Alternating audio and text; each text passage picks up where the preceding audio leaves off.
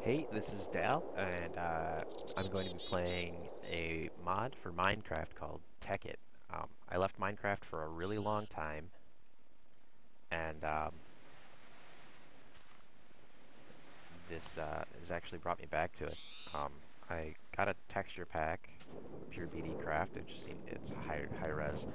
It seems to be broken. I haven't got it uploaded properly yet, but most of it's here. Wow, my starting point's way up. Sucks. Just start a different world. Um, anyway, you start out game of Tekkit just like you would any other Minecraft. Um, Surviving the first night, etc., etc. Um, Probably could just go into editor mode since I'm just trying to show off a lot of the features, but where's the fun in that? I mean, I like to die as much as the next guy, so we're gonna do that. We're gonna get off of this gigantic mountain that I'm going to spawn in every time I die. So, right in the jungle. Ow. Crunch. Let's get some food. Let's get this achievement out of the way. Alright. There I am. See? I got my glasses on, got my beard, wearing my ivy hat, my black wool coat. Crappy, but I wanted to use something else for this series besides, you know, something awesome. So, we got lots of animals down here. This is a rubber tree. This will be one of the first things that we need, so it's lucky I found it. Since the texture pack is broken, it works really well. Because these are in high res, these are still broken in the old one, so they make it easier for me to spot. But even if the high res, they have the leaves of a birch tree with a little pointy, with an extra pointy foliage on top. So once you actually get used to looking for them, you'll don't cut them down. You'll get used to spotting them. Those are going to be extremely important when we start our building. So let's see, the main mods for that have gone into this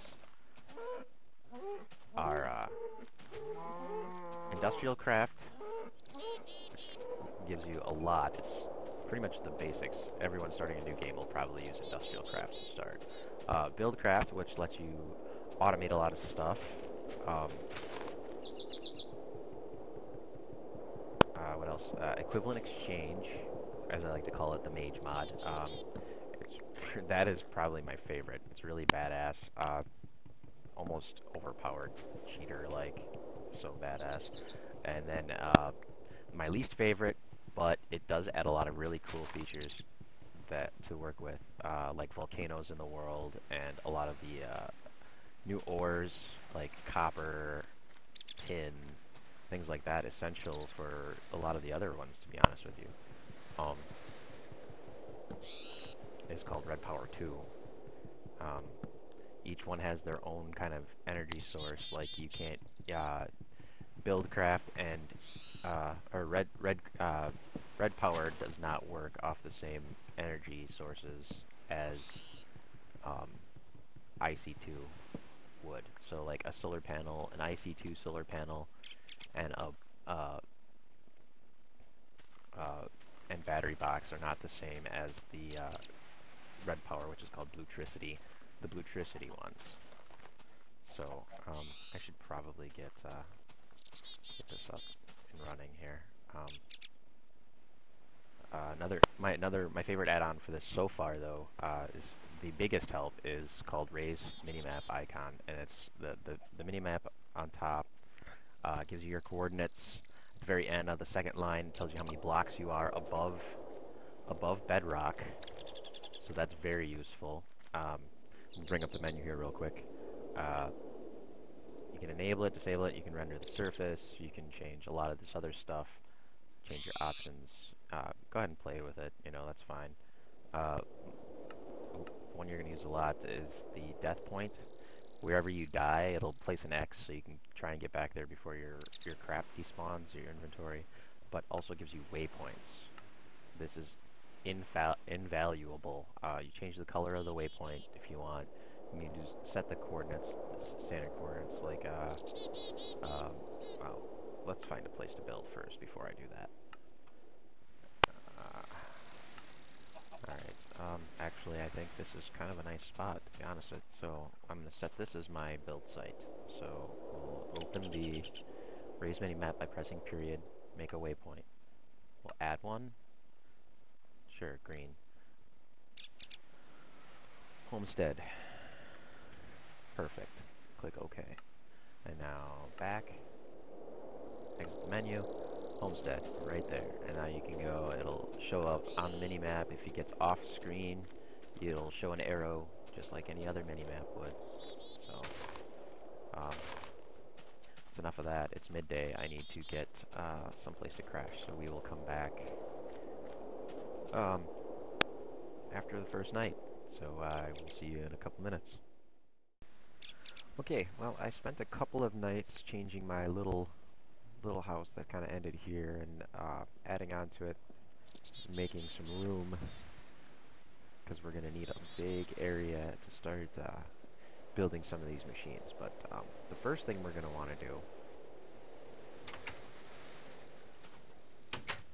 is we're going to want to go and get some sap, some sticky sap from some rubber trees, so we can start making rubber to coat our wires.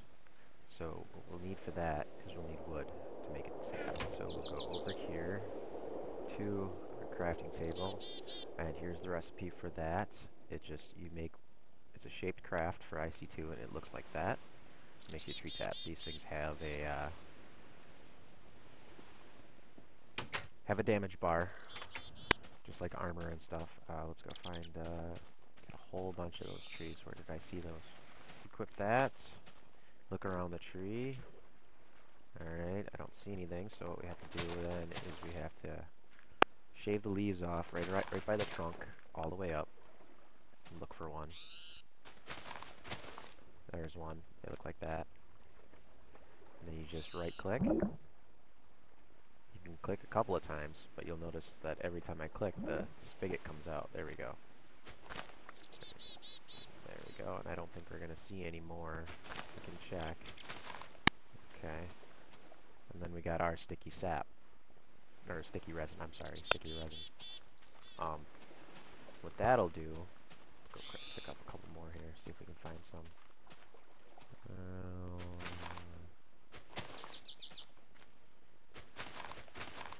What that'll do is you can put it in a furnace and get one rubber per one. If you get one of the first machines you should build, though, is called an extractor, and we will probably get to that really quick here. Let's see if I can find some more. I don't even have a bed yet. Okay, no sap on this tree. Any ones that usually don't, what I do is I'll usually check them for a couple days. I don't think I mean, if they spawn once, ooh, sapling, good. You can make your own rubber tree farm that way. God, this is so overgrown. Oh, okay, the extractor. The first, one of the first machines you should build is an extractor that will take the sap, or the resin, I'm sorry. Every resin you put into the extractor will give you 3 rubber instead of 1. And any worthless rubber trees, you can chop them down. Any ones that don't have the little sap holes on the sides. You can chop them down, save the wood. If you use the wood regularly, it just becomes normal wood, but if you put it in an extractor, you'll get rubber out of it, so you'll get a lot more. It's also useful for a couple of other things, for like the farming stuff that I will show you in the future sometime here. But this first one should just be that.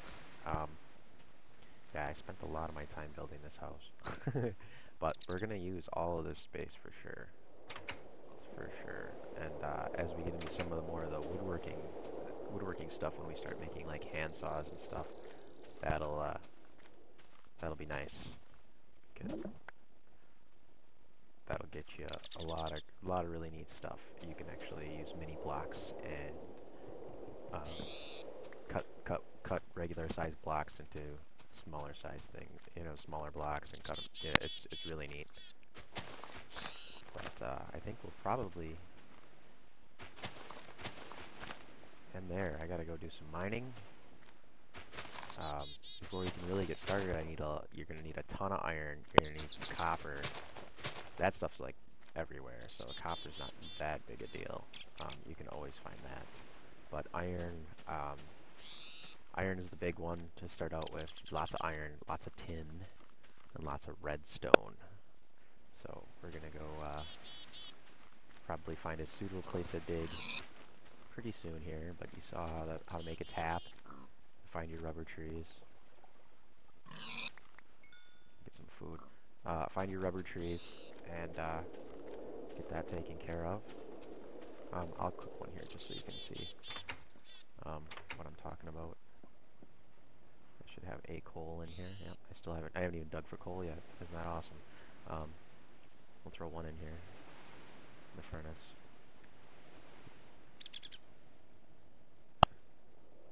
And there you go. Pow. There's a rubber. Now the plan, what this little interface is called too many items, which lets you do, when you're at a crafting table, you can type in what you need. In this case, we're going to look up extractor, which is what we're going to need for our first machine.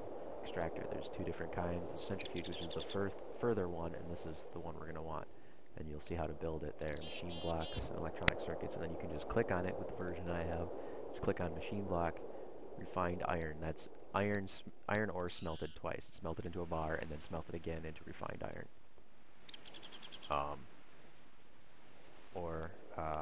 The electronic circuit.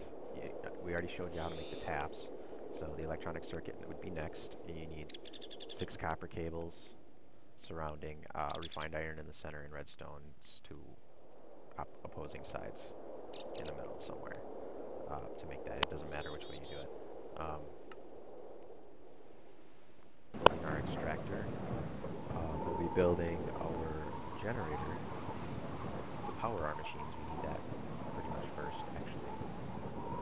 And that's refined iron, a furnace, a machine block, then an RE or rechargeable battery. Or like iron furnace, which is just 9 refined iron all the way around. I think it's cheaper. I mean, it really doesn't matter. This is the cheaper way to go, I think. And an RE battery, which is, I won't let you show it because this one shows charged. You gotta find an empty one. And it's just 2 tin here and here, 2 redstone in the center, and a single copper cable. So we'll have to get to that next time, I think. So our generator, and our extractor will be our first priorities, and probably macerator. And then what that does, that's probably, that one's arguably first. Circuit, some flint, a couple of cobbles, machine block, and some flint. I said that already, and some flint. And what that does is it doubles your ore output. So for every every metal ore you put in there, copper, tin, steel or iron, and gold, the ore you put in there, it will extract it, turn it into dust, and then that dust, it turns it into 2 dusts. And then each dust can be put into a bar, and you'll need to use it to make things like bronze and stuff like that. We'll call it right there, and I will see you next time.